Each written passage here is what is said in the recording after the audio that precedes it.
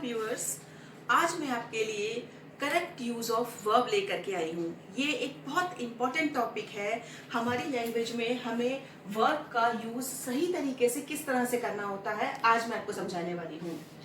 तो topic is correct use of verb and tense.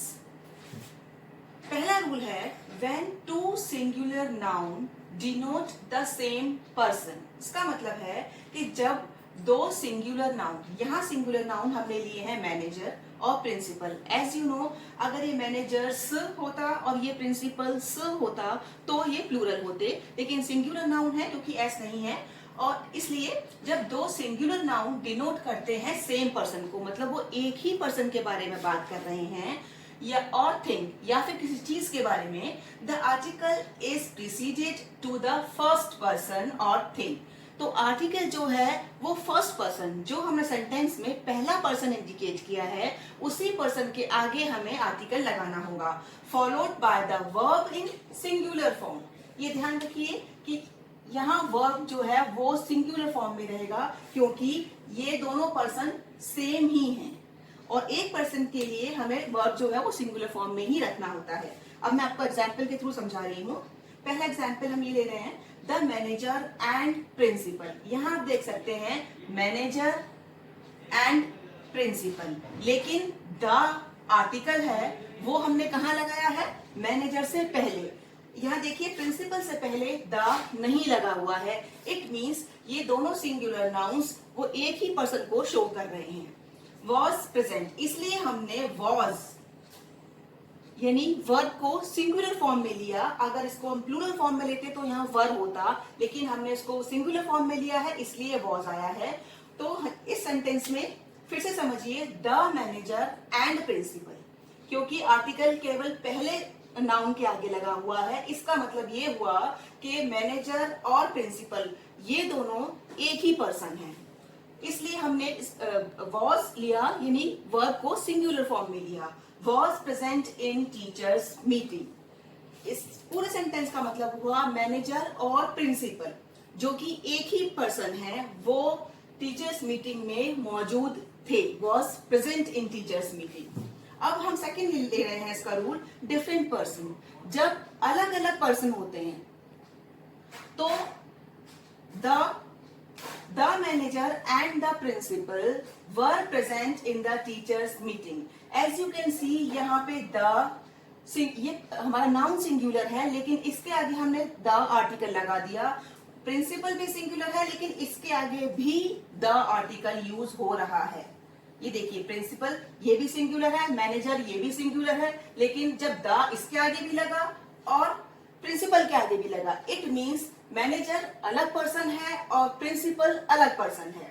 इसलिए हमने नाउन को वर्ब को प्लूरल फॉर्म में लिया, यानी हमने यहाँ पे जैसे वॉज यूज किया था, यहाँ वर्ब हुआ क्योंकि यहाँ मैनेजर और प्रिंसिपल सिंगुलर पर्सन थे, एक पर्सन था, और इसलिए और यहाँ पे द मैनेजर और द प्रिंसिपल होने की वजह से ये दो अलग अलग पर्सन है, इसलिए वर्ब प्लूरल फॉर्म में यूज किया जाएगा, इसलिए हमने यहाँ वर यूज किया है। Were present in the teachers meeting. Second rule, when two nouns in a sentence have the same idea.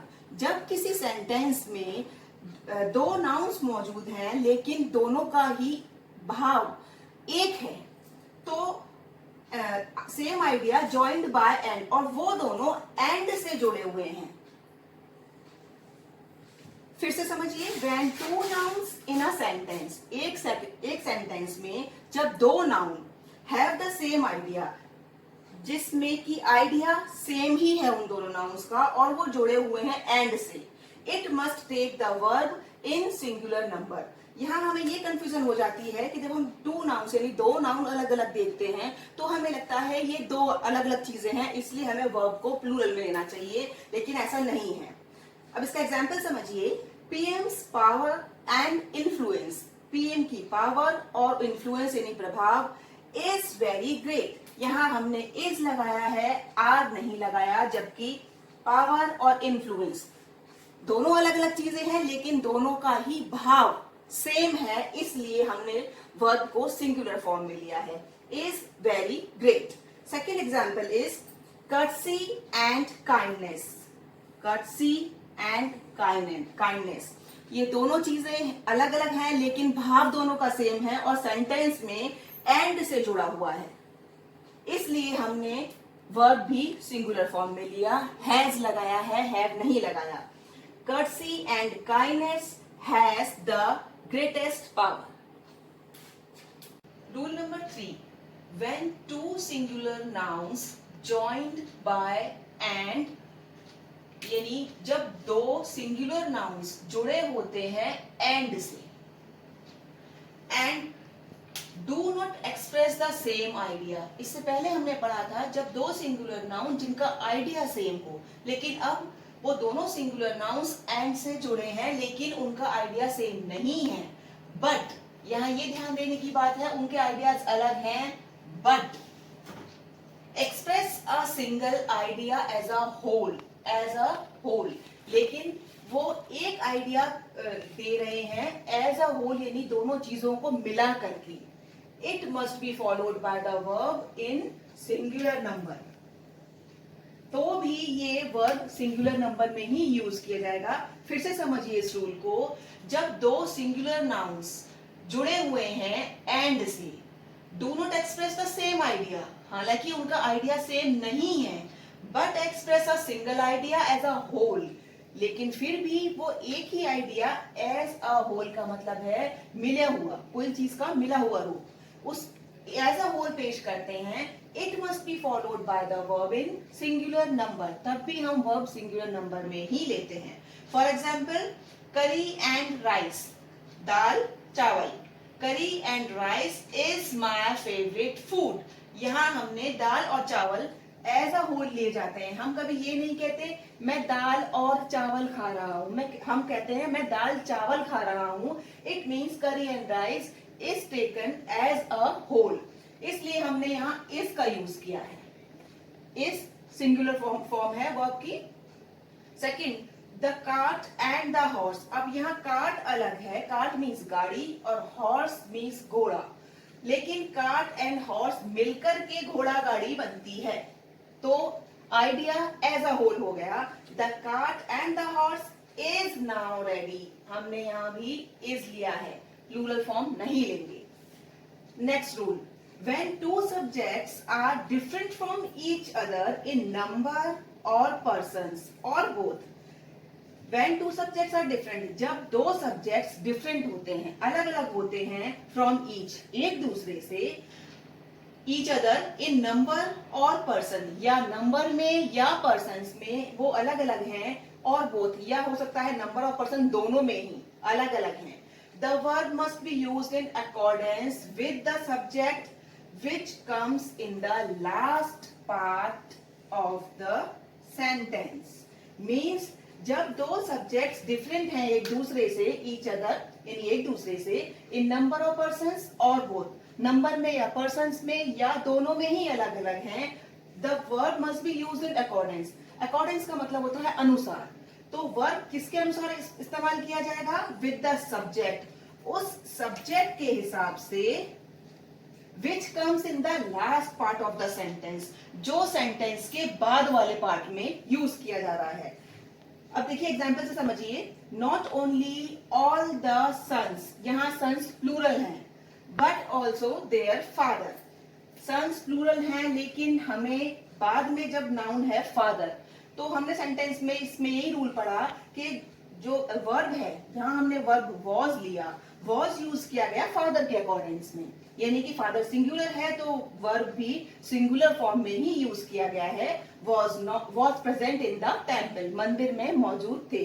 हमारा सेंटेंस बना not only all the sons, ना केवल, व्यूअर्स नॉट ओनली आप मार्क कर लीजिए, नॉट ओनली एक यूज है जो मैं आपको अपकमिंग वीडियोस में यूज के तौर पे समझाने वाली हूँ। नॉट ओनली का मतलब होता है ना केवल, ऑल द सन्स यानी सारे बेटे, बट ऑल्सो बल्कि, देयर फादर वॉज प्रेजेंट, उनके पिता प्रेजेंट थे इन द टेम्पल। बाद में सेंटेंस के लास्ट में फादर यानी सिंगुलर नाउन आया है, इसलिए हमने वर्ब को भी सिंगुलर फॉर्म में यूज किया है। अगला सेंटेंस समझिए, neither the teacher not the students, यहाँ टीचर, ये नीदर और नॉर का ये भी एक यूज होता है जो मैं आपको आगे वीडियोस में समझाऊंगी। Neither the teacher, teacher singular है लेकिन सेंटेंस के लास्ट में आ रहा है स्टूडेंट्स, स्टूडेंट्स प्लूरल नाउन हो गया, तो इसलिए हमने वर्ब को भी प्लूरल फॉर्म में ही यूज किया है, हैव यूज किया है, हैज यूज नहीं किया। Neither the teacher nor the students have donated blood, ना तो टीचर ने ना ही स्टूडेंट्स ने ब्लड डोनेट किया। तो हमने हैव का यूज किया, यानी वर्ब सिंगुलर फॉर्म में प्लूरल फॉर्म में आया है क्योंकि लास्ट में प्लूरल नाउन ही यूज किया गया है। Rule number 5, a singular verb is used when with those nouns which are singular in meaning. I repeat, singular verb is used with those nouns which are singular in meaning, जो कि अर्थ में singular है, दो हालांकि they appear in plural form, हालांकि वो देखने में प्लूरल फॉर्म में दिखाई देते हैं।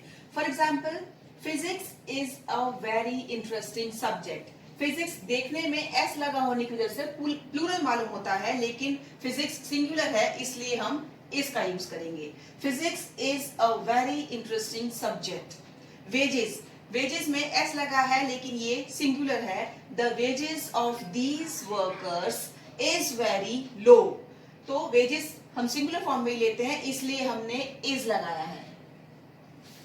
Rule number 6, when two subjects are joined by and, जब दो subjects and से जुड़े होते हैं, preceded by each or every, जिनके आगे each और every, each और every ये दो वर्ड्स लगे हुए हों, it will take the verb in singular number, तो भी हम वर्ब को सिंगुलर नंबर में ही लेते हैं क्योंकि each और every वो चाहे दो लोगों को शो करता है लेकिन each का मतलब होता है हर एक, इसलिए उसको सिंगुलर फॉर्म में ही हम वर्ब यूज करते हैं। Example, every boy and every girl. अब बॉय और गर्ल यानी क्लास के कई सारे बच्चों में से हर लड़का और हर लड़की, एवरी बॉय एवरी गर्ल, यानी हमारा जो वर्ब है वो इस एवरी के अकॉर्डिंग सिंगुलर हो जाएगा। हैज पार्टिसिपेटेड, यहाँ हैव नहीं लगेगा। Each boy, every boy and every girl has participated in the debate.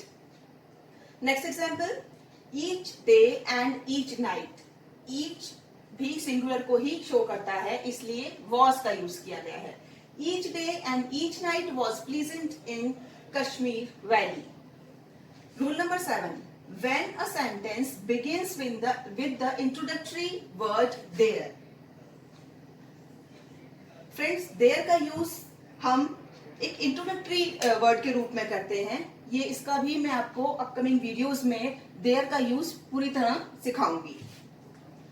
There का मतलब हम जब हमारे पास सब्जेक्ट नहीं होता है तो हम देयर का यूज करते हैं। फर्दर इंफॉर्मेशन मैं आपको बाद में देती हूँ।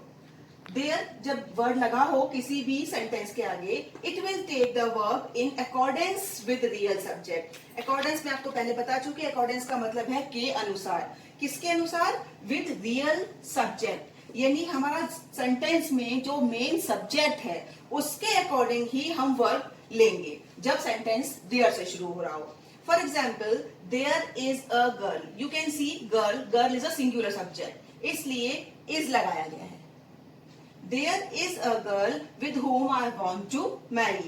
एक लड़की है जिससे मैं शादी करना चाहता हूँ। There are 7 days in a week. 7 plural हो गया इसलिए वर्ब आ रहा है यानी प्लूरल फॉर्म में। तो व्यूअर्स, आई होप आपको वर्ब का करेक्ट यूज सेंटेंस में हम किस तरह से करते हैं ये आपको ढंग से समझ में आ गया होगा।